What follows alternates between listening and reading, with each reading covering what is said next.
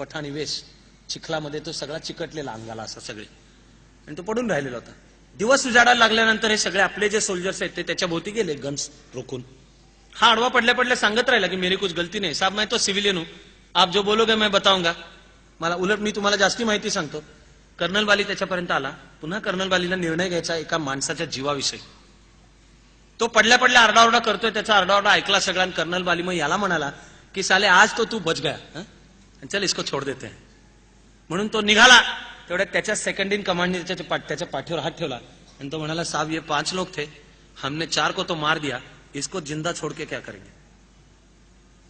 Colonel बालीनी त्याच्याकडे 1 मिनिटभर पाहिलं, डोळ्यात डोळे, आणि फायनली आपल्या सेकंड इन कमांडला ऑर्डर दिली, किलिम. त्याच्या कपाळाच्या मध्ये पिस्तूल ठेवून त्याला मारण्यात आलं. पण मारल्यानंतर जेव्हा त्याचं प्रेत पालथं केलं तेव्हा मागे फुल्ली लोडेड AK-56 होती. त्यानंतर 5वीच्या प्रांतीची प्रेत ताब्यात घेतली, त्या सगळ्यांच्याकडे AK-56 होती. दहशतवादाशी लढाई म्हणजे किती गुंतागुंतीची आहे. आणि इथे पुण्या मुंबईमध्ये एअर कंडिशन खोल्यांमध्ये बसून ज्यांना दहशतवाद्यांच्या ह्युमन राईट्सची काळजी असते, ज्यांना फाशी जाणारा धनंजय चॅटर्जी म्हणजे कोणतरी संत पुरुष लागून गेला असं वाटत असतं, त्या मीडियाला हे शिकवलं पाहिजे. ते असो हे जे स्वयंघोषित काही इंटलेक्च्युअल्स आहेत. अवघड आहे ही लढाई, याला सावध समाज आवश्यक आहे. हा कमांडिंग ऑफिसर होता कर्नल बाली, चंडीगडच्या जवळ राहणारा, आणि युद्ध सुरू झालं त्यावेळेला रजेवर होता. त्याला आर्मीनी इन्स्ट्रक्शन पाठवली की ताबडतोब ड्युटी जॉईन करा. आर्मी एवढंच सांगत असते, कसे या, हे तुमचं रिझर्वेशन, तुमच्याकरता AC2 टायरे वगैरे काही नाही, या तारखेला इतक्या वाजता यायचं. You are to do or die and never to ask why. हे लॉर्ड टेनिसनच्या विश्वविख्यात एका अजरामर कवितेतली ओळ आहे. Into the valley of death rode 600. क्रिमियाच्या युद्धामध्ये एका युनिटला चुकीची ऑर्डर मिळाली. 600 जण, त्यांना माहित होतं ऑर्डर चुकीची आहे, but they followed it. Lord टेनिसननी ती अजरामर कविता करून त्यातली ही ओळ आहे, you are not to ask why, you are but to do or die. तसा हा कर्नल बाली अंगावर पूर्ण युनिफॉर्म घालून चंदीगडच्या रेल्वे स्टेशनवर आला आणि त्यांनी स्टेशन मॅनेजरला विचारलं की मला असं असं आहे, मी ड्युटीवर चाललोय, हे माझे इन्स्ट्रक्शन, मेरे लिए 1 सीट का इंतजाम करो. असं म्हणल्यावर तो स्टेशन मॅनेजर म्हणाला की साहब क्यों नहीं, हो सकता है 1 सीट का इंतजाम, लेकिन पहले हमारे चाय पानी का बंदोबस्त करो. कर्नल बालीने हे ऐकलं आणि तो त्या स्टेशन मॅनेजरला म्हणाला, अभी तेरे चाय पानी का इंतजाम कर देते. म्हणून त्यांनी खारखन थोबाडीत मारली त्याच्या. मला अर्थात आनंद वाटलाच, पण अशी थोबाडीत प्रत्येक जण नाही मारू शकत. भुसावळच्या जवळच्या गावात लान्स नाईक बाबूसिंग राजपूत राहत होता. त्याला पण आर्मीचं वॉरंट आलं, तो पण निघाला.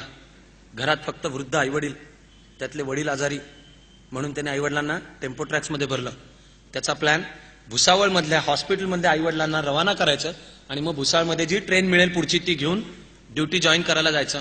भुसावळच्या बाहेर वर्दीतल्या 6 पोलिसांनी बाबूसिंग राजपूतला पकडलं आणि म्हणाले, ही ट्रॅक्स प्रवासी वाहतुकीची नाही, त्यामुळे तुला दंड पडणार.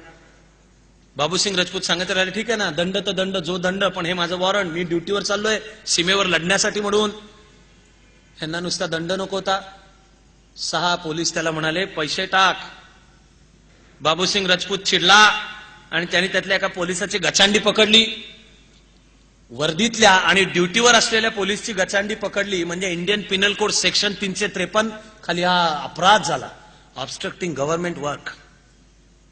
आणि गव्हर्नमेंट वर्क काय, ड्युटीवर चाललेल्या जवानाकडनं पैसे खाणे.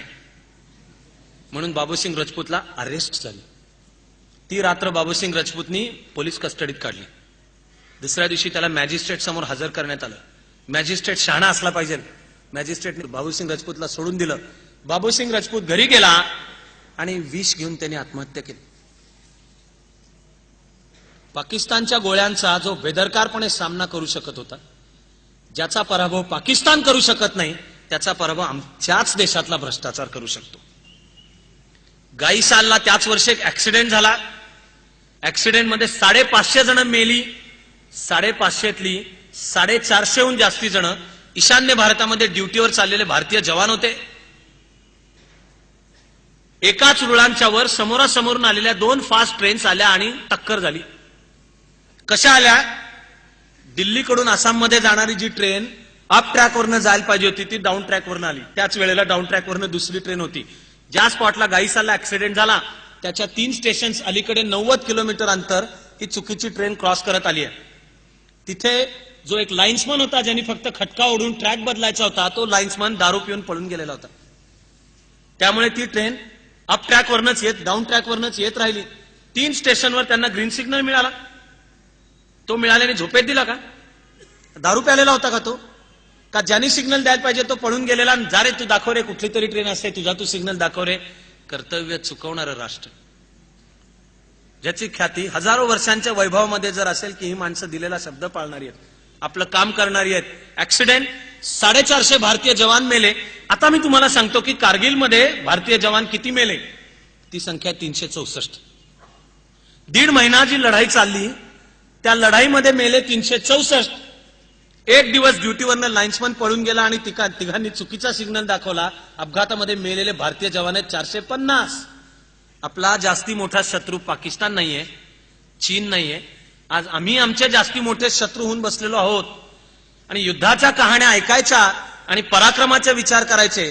याचा अर्थ सगळ्यांनीच लष्करात गेलं पाहिजे असं नाही. आपण जगतो हा क्षण लढाईचा क्षण आहे. आम्ही चाणक्य मंडलमध्ये त्याचं एक सोपं उत्तर शोधलंय. सगळ्यांनी आर्मीत जायचंय काय? नाही जायचंय. पण सगळे करू शकतात असं काय आहे? तर आम्ही स्वतःला ओळखू शकतो. ते ओळखून कामाचं क्षेत्र निवडू शकतो. त्या क्षेत्रात उत्तम आणि प्रतिभावंत काम करणे हीच देशसेवा आहे. उत्तम प्रोफेशनल असणे हीच देशसेवा आहे. देश कोणीतरी 2-4 कोणीतरी नेते निघतात म्हणून मोठा होत नाही. करोडोच्या संख्येने सामान्य माणसं सामाजिक एकात्मतेसहित एकत्र काम करतात तेव्हा नव्या सुवर्णयुगाची स्वप्न पडतात. नव्या सुवर्णयुगाची स्वप्न आम्हीही पाहतो. या कथा ऐकायच्या असल्या तर त्या सगळ्या आपणही पाहूयात आणि म्हणून ती नव्या सुवर्णयुगाची स्वप्न आठवत या ओळीची एकत्र आपली प्रार्थना आता सुरू करूयात.